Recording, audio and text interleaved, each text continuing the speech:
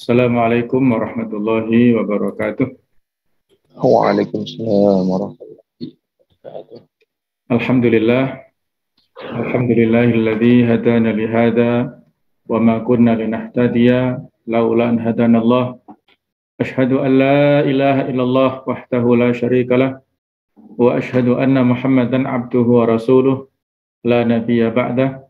Allahumma shalli wa sallim ala sayyidina wa habibina wa maulana Muhammad wa ala alihi wa ashabihi wa ansarihi wa junudihi wa man sara ala nahjihi wa ta'abi da'watihi ila yaumil qiyamah.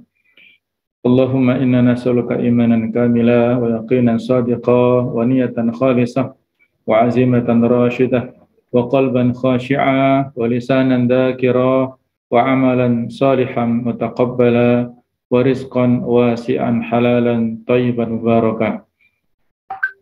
Amin ya rabbal alamin. Amma ba'du, para sadidah sekalian, rahmakumullah.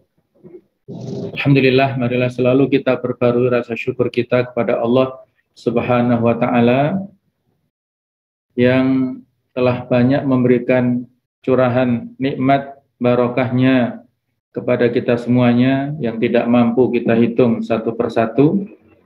Khususnya adalah nikmat keimanan, keislaman, nikmat hidayah, nikmat lahir, nikmat batin, nikmat kesehatan dan kesempatan, sehingga bisa kita manfaatkan untuk bertakarrub padanya, melaksanakan ibadah, baik itu mahdhah ataupun ghairu mahdhah. Dan juga tidak lupa kita sampaikan salawat dan salam kepada Rasulullah SAW, para ahlul bait, para sahabat dan para pengikutnya ila yaumil qiyamah. Pada kesempatan ini ada kalimat nasihat ya untuk saya pribadi dan kita semuanya tentang kekuatan sebuah doa.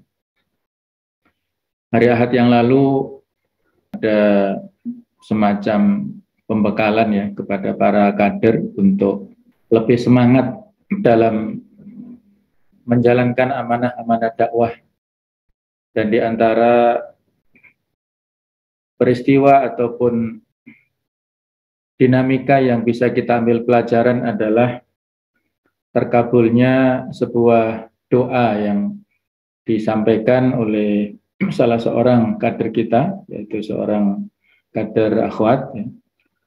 Jadi pada saat ada pengumuman bahwasanya peserta yang hadir akan diundi dan akan mendapatkan hadiah umroh, itu yang bersangkutan sudah berharap-harap ya, artinya berdoa ya, dalam hatinya, kemudian pada saat sholat, kemudian setelah sholat berzikir dengan khusyuk di Masjid PPDU hari Ahad kemarin dan menyampaikan niatnya itu dalam sebuah kertas ya, separuh kertas diisi dengan ekspresi hatinya, ya Allah aku rindu Baitullah, aku ingin umroh terus sampai setengah halaman ya, itu penuh.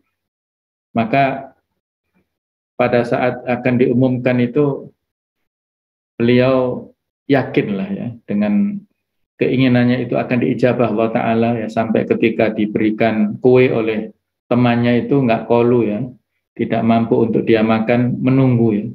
Dan ternyata betul, pada saat diumumkan ada inisial namanya, maka ternyata harapannya itu terkabul ya, diijabah oleh Allah Subhanahu wa taala.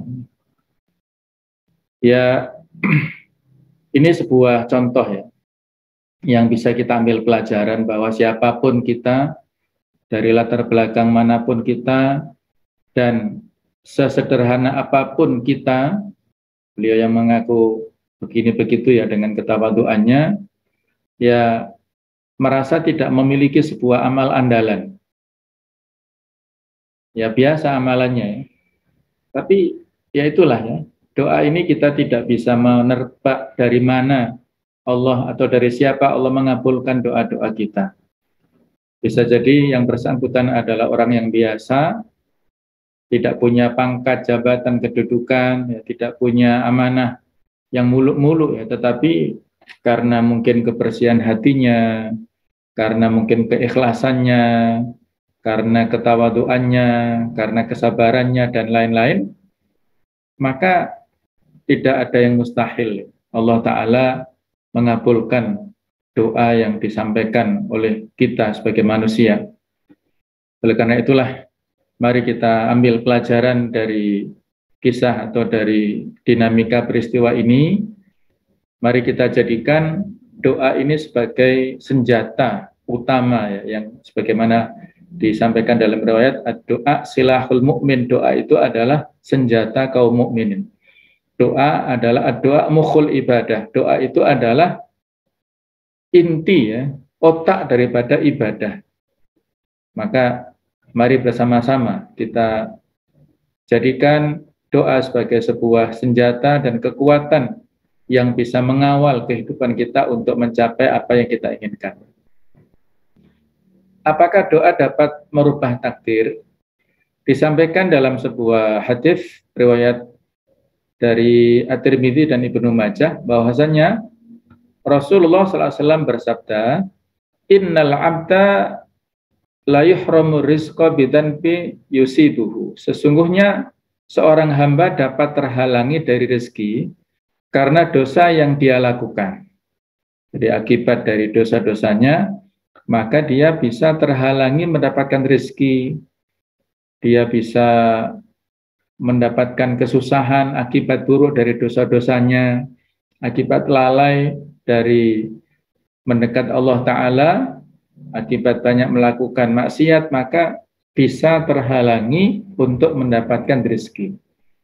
Wala yarudul qadaru illa doa, dan tidak ada yang dapat menolak takdir kecuali doa. Wala yazidu fil umri illal bir, dan tidak ada yang dapat menambah usia kecuali kebaikan. Nah, ini ada penjelasan ya dari para ulama apa yang dimaksud doa bisa menolak takdir. Ini ada dua makna. Yang pertama, jika seseorang tidak berdoa, maka takdirnya seperti itu saja. Yang kedua, kalau seseorang berdoa, maka hidupnya akan dijalani dengan kemudahan dari Allah Subhanahu wa Ta'ala. Yang namanya takdir yang sudah tertulis di Lauhul Mahfuz ini kan sesuatu yang ghaib ya, yang majhul, yang tidak bisa kita intip ya, tidak bisa kita ketahui. Apakah nasib kita itu sesuai dengan rencana kita atau tidak, itu tidak ada yang bisa memastikan kecuali sesuatu itu sudah terjadi pada kita dan kita rasakan. Maka dalam hal ini adalah kita diharuskan untuk memiliki optimisme. Jadi jika seseorang tidak berdoa maka takdirnya seperti itu saja. Tapi kalau dia memohon kepada Allah Ta'ala, maka tidak ada yang mustahil.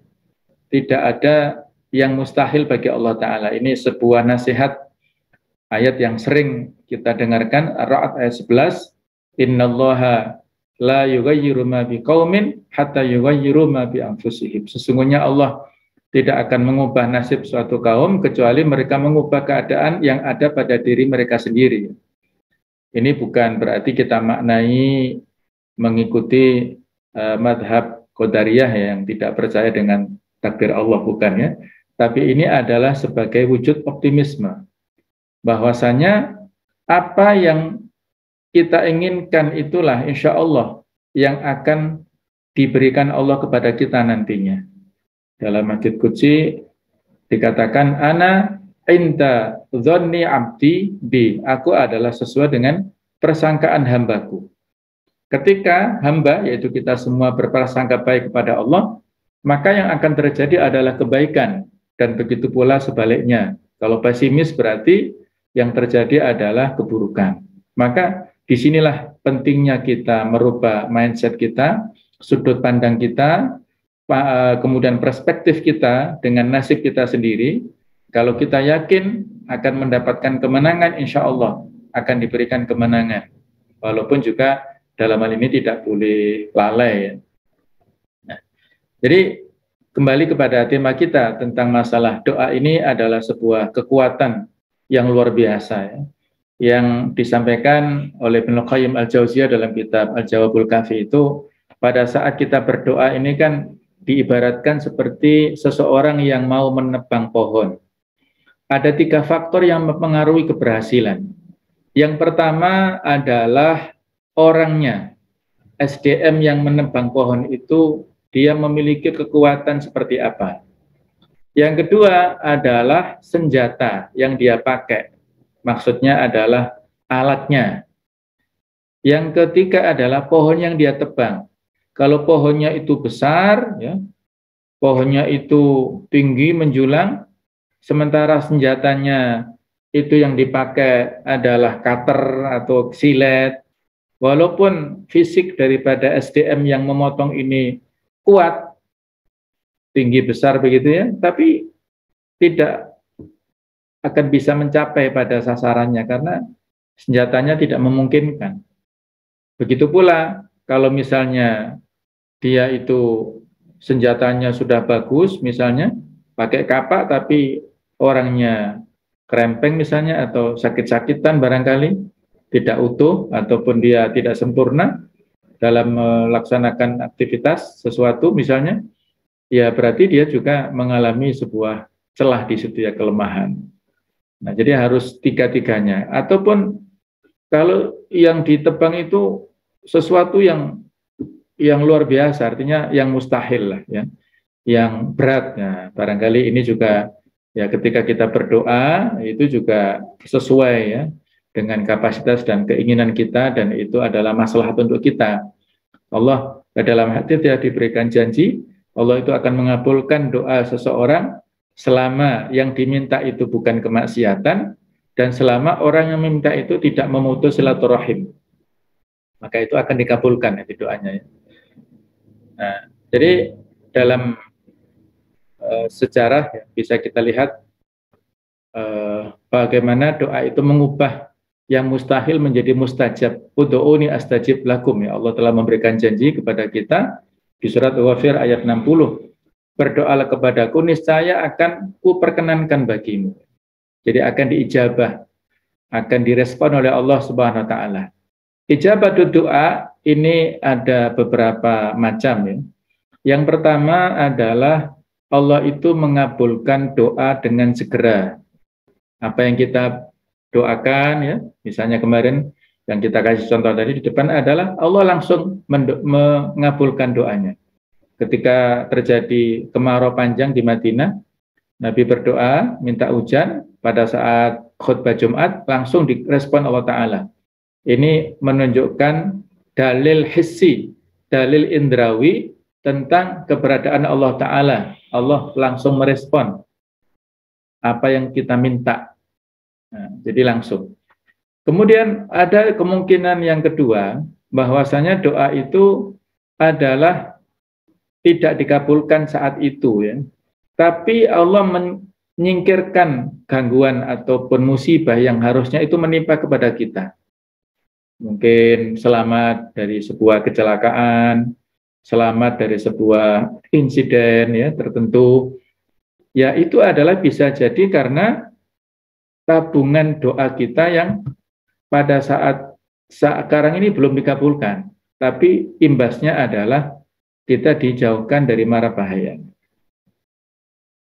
Nah, kalau ini belum dikabulkan ya, kemudian mara bahaya ini belum dipenuhi, maka bisa jadi yang ketiga, doa ini akan dijadikan sebagai investasi seseorang sampai di akhirat nanti.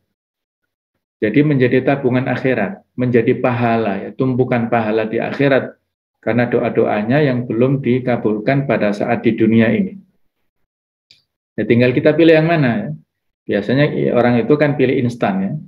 Padahal belum tentu yang instan ini baik untuk kita. Nah, jadi bisa jadi doa ini juga diundur bukan sekarang tapi 10 tahunnya lagi, 20 tahun yang lagi misalnya ya.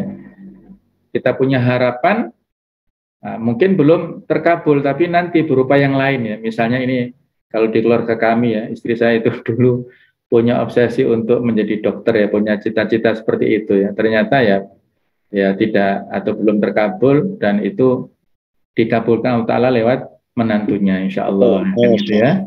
Nah jadi sebagai menantunya seorang dokter nantinya insya Allah. Nah, dulu katanya ya ini aneh ya kaitannya apa? Katanya istri punya harapan dulu saat menikah ya, itu dihibur oleh suara persaudaraan. Nah, nah itu belum terkabul. Nah, baru terkabulkan kemarin itu pas ngunduh mantu itu, masya Allah ya, di Masya Pak Allah. Iqmal itu baru terkabul ya. Masya Allah. Begitu Masya Allah. ngefan ya, Iya. para saudara. Jadi baru, Kalau nah, jadi itulah kadang-kadang harapan kita belum saatnya dikabulkan karena ada suatu saat itu Allah punya takdir yang lebih indah ya untuk kita. Jadi tidak ada alasan kepada kita untuk bersuudzon ya kepada Allah Ta'ala ya. Al khairu ma qadarallah ya. Yang terbaik itu adalah yang ditakdirkan Allah Ta'ala kepada kita. Nah, kalau kita lihat dalam beberapa referensi ya, di samping yang sudah kita ketahui, ada sebuah doa yang ini disampaikan oleh Uqbah bin Nafi'. Beliau adalah seorang sahabat yang masih keponakan dari Amr bin As, lahir tahun 1 Hijriah dan meninggal tahun 63 Hijriah kurang lebih ya. Beliau ini awalnya sehat tapi mengalami kebutaan ya, saya tidak tahu apa sebabnya ya. Nah, pada saat itu ya, Al-Laits bin Sa'ad ini sebagai perawi riwayat ini mengatakan wa hukiya anil Laits ibnu Sa'ad annahu qala, diceritakan dari Laits bin Sa'ad bahwasanya beliau mengatakan ra'aitu Uqbah ibnu Nafi' dhariran. Saya pernah melihat Uqbah bin Nafi' ini buta ya, tidak bisa melihat. Tsumma ra'aituhu basiran. Kemudian pada waktu berikutnya aku melihatnya bisa melihat. Fakultu lahu, maka aku bertanya kepadanya, bima radallahu alaika basaraka, wahai Uqbah, dengan apakah Allah bisa mengembalikan penglihatanmu itu? Faqala, maka Uqbah menjawab, utitu fil manam, ya, saya pernah didatangi oleh seseorang dalam tidur ya, pada saat mimpi. Fakilali, maka dikatakan kepadaku. Orang itu mengatakan ya, siapa dia? Allah alam. Qul ya qarib, ya mujib, ya sami'ad doa. Katakanlah wahai Uqbah, doa ini. Ya qarib, wahai zat yang maha dekat. Ya mujib, wahai zat yang maha mengabulkan. Ya sami'ad doa, wahai zat yang maha mendengar doa. Ya latif lima yasha, wahai zat yang maha lembut terhadap apa yang dia kehendaki. Rudda alayya basari, kembalikanlah kepadaku penglihatanku. Fakultuha, maka aku ucapkan doa ini. Faradallahu alayya basari, maka Allah mengembalikan kepadaku penglihatanku. Nah, Masya Allah ya. Jadi kata-kata rudda alayya ini kan bisa kita rubah dengan yang lainnya ya. Tinggal kita sesuaikan Asmaul Husnanya seperti apa. Itu bisa kita sesuaikan. Artinya ini adalah sebuah doa harapan dari seseorang yang bernama Uqbah bin Nafi ini yang dikabulkan Allah Ta'ala ya. Dan ini adalah sesuatu yang sangat logis, tidak menutup kemungkinan siapapun yang berdoa ada peluang-peluang dikabulkan Allah Ta'ala kepada kita semuanya. Maka tidak ada alasan untuk meninggalkan doa karena lama tidak dikabulkan ya. Kemudian riwayat yang berikutnya dari Imam Abdul Malik bin Habib Al-Qurtubi, beliau adalah seorang ulama mazhab Maliki dari Cordova, Andalus ya. Ketika itu beliau sedang berada dalam perjalanan menggunakan perahu atau kapal dan air laut bergelombang sangat besar. Jadi beliau ini adalah karena mustajaban ya. Beliau ini biasa dikabulkan doanya. Wa anal bahra haja bihim fil lajjah, bahwasanya saat itu beliau berada dalam gelombang yang sangat dahsyat ya di lautan pada saat mengendarai perahu. Faqama fatawadda'a, beliau berdiri maka berwudu, summa rafa'a yadayhi, kemudian mengangkat kedua tangannya ila sama, ke langit. Faqala, maka ini isi doanya, Allahumma madzal adzabul ladzi utina. Ya Allah, apa azab yang diberikan kepada kami? Wa ma hadhil qudrah, apakah takdir ini?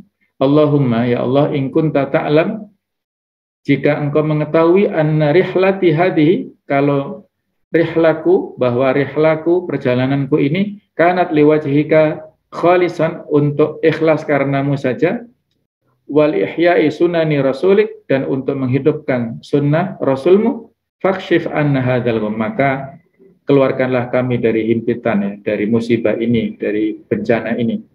Wa arina rahmataka kama araitana adzabak, dan tunjukkanlah kepada kami rahmatmu, kasih sayangmu, sebagaimana telah engkau tunjukkan kepada kami azabmu. Fakashafallahu anhum bilutfihi fil waqti, maka saat itu, ya, seketika itu Allah menghilangkan situasi tersebut dengan kelembutannya, dengan kasih sayang Allah Subhanahu wa taala, seketika langsung dikabulkan oleh Allah taala. Suasana lautnya menjadi normal, ya, ombaknya menjadi normal, dan suasananya tidak mencekam lagi. Nah, inilah luar biasa, ya, contoh sebuah doa pengharapan yang luar biasa, dengan ketawaduannya, dengan kekhusyukannya, dengan optimisme yang luar biasa. Ini mirip seperti doa 3 pemuda yang terjebak di dalam gua yang terhimpit oleh batu besar itu, kan.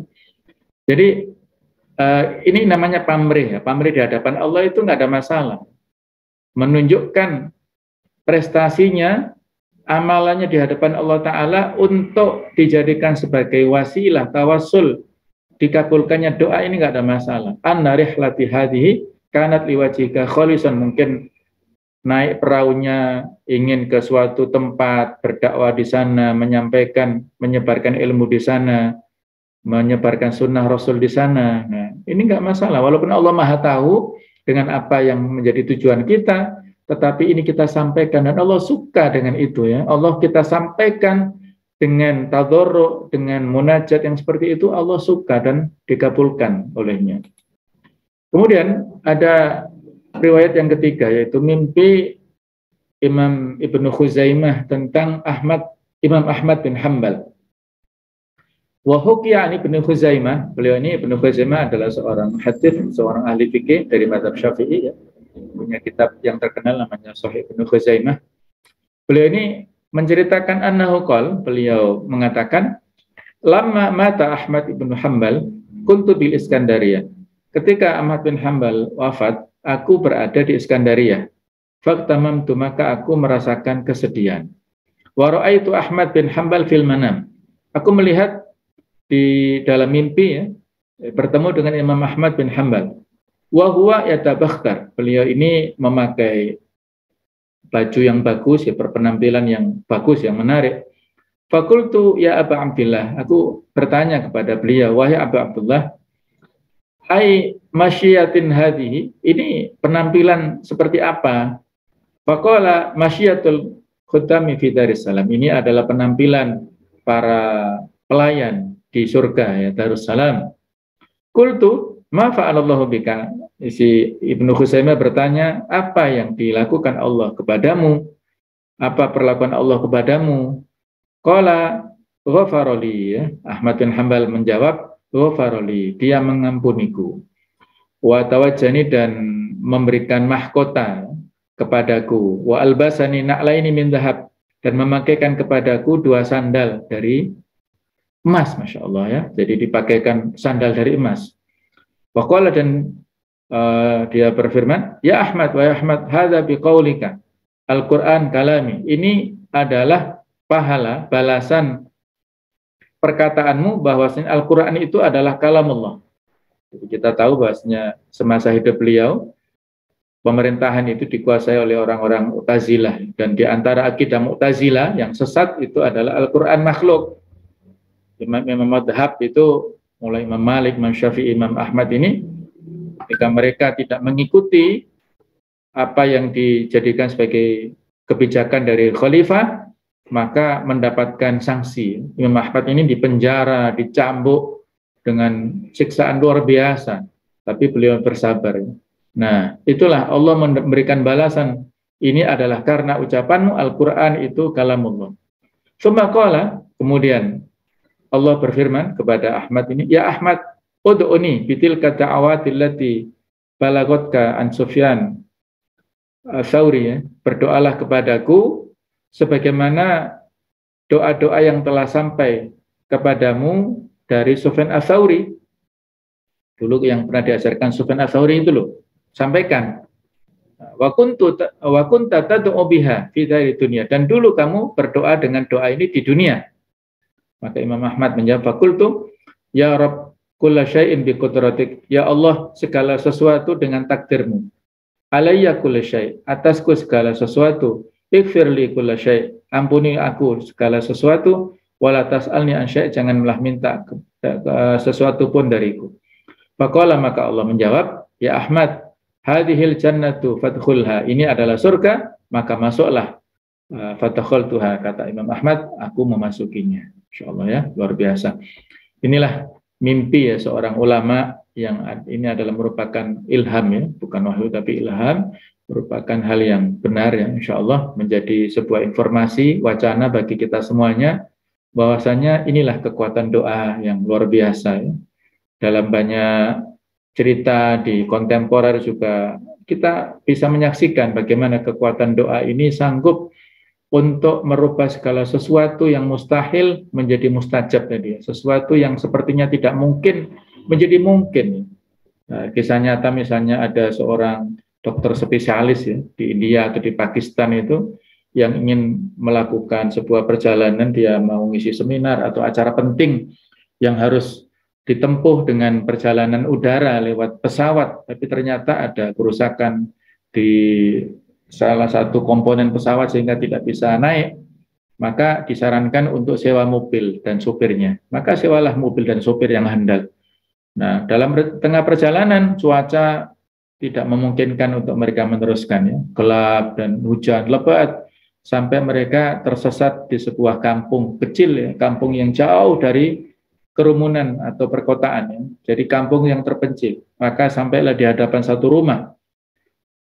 Ya, mereka minta izin untuk berteduh di rumah ini.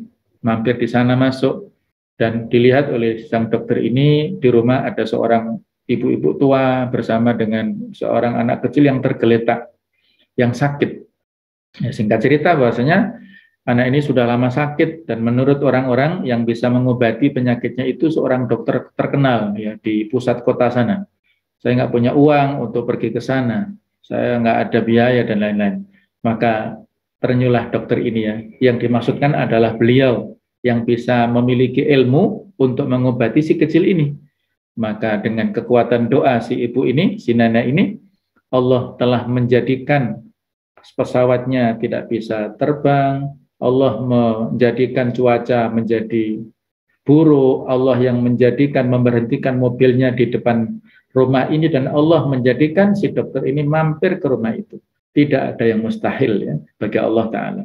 Maka ini ada sebuah kisah ya yang bisa kita jadikan sebagai pelajaran, dan banyak insya Allah yang bisa kita jadikan sebagai pelajaran dalam hidup kita ya. Maka mari kita bersama-sama untuk tidak jenuh-jenuhnya memohon berdoa pada Allah Ta'ala, khususnya untuk dakwah kita semuanya ini. Mudah-mudahan kita diberikan yang terbaik untuk dakwah kita, kemenangan dakwah kita di pemilu yang akan datang, insyaallah ya. Demikian kurang lebihnya mohon maaf. Ihdinas siratal mustaqim. Wassalamualaikum warahmatullahi wabarakatuh.